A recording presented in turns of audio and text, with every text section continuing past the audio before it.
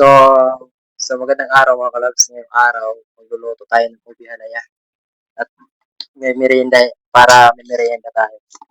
So, ito pa lang aking ubi halaya. So, kung bibili ka ng ubi halaya, halaga ng kilo nito 160 ganun, 60 isang kilo.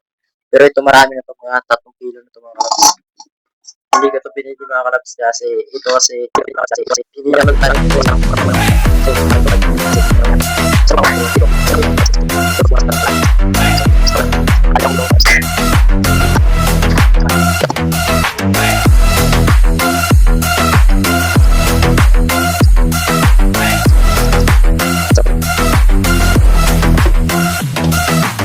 ngayon lalagay natin yung bata para ilalagay din natin yung ubi. Lulutuin muna natin mga kalabs yung bata. So ngayon mga kalabs, ilalagay natin yung ubi na yan. Dahil isang kaya mga kalabs. Halo-halo para mix. Tapos magkakain tayo mga kalabs ng pagpunta siwa. Pari ang lagay pa natin mga kalabs, tripod na siwa. Then pupunta siwa. Hindi ko na lagay mga kalabs ng pupunta sa lagay pa natin. Tingin mo na, alas ka. Nagatas.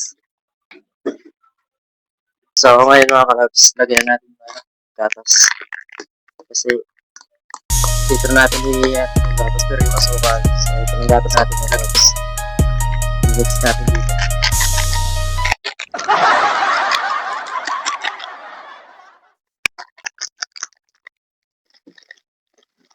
Lalat na. Oh, lagay mo para may gata na lang. Ayan. Yung mga kalabs, lagay natin mga nakalating kilo asukal. Fat control din tayo, Foreman. Fat control naman, Foreman. Shout out sa mga bataan dyan. Anong merienda?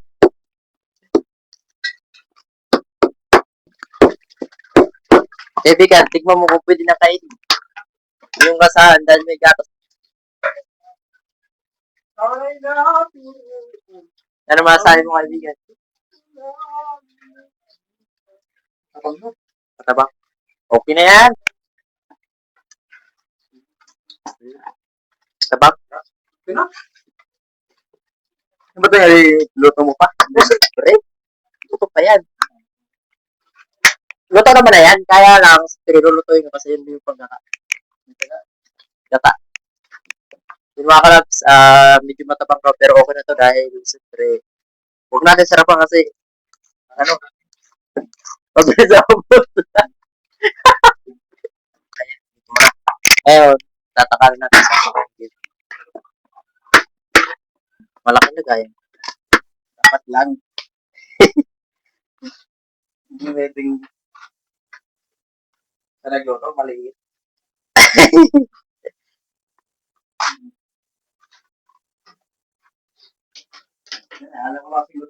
So, ito na mga labs sa atin na pinaparty-party dahil siyempre yung mga nagbigay ng asukal. Ano, mas priority natin yung mayroong nagbigay ng asukal.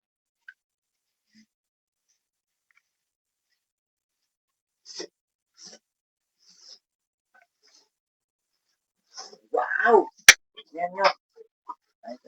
Labs ang aming nagawa ko di halaya. Ito ay ginagawa namin. Pwede rin siyang merienda. Pwede rin siyang ilagay mo sa halo-halo. Pag gumawa ka mga kalabs ng halo-halo, ito siya yung nilalagay sa halo-halo.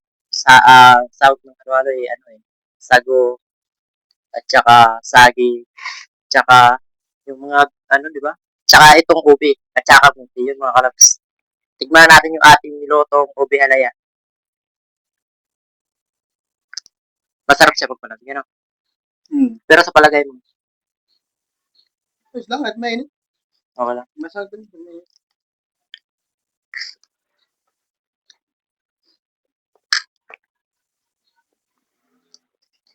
Ito yung British. Ano British? British.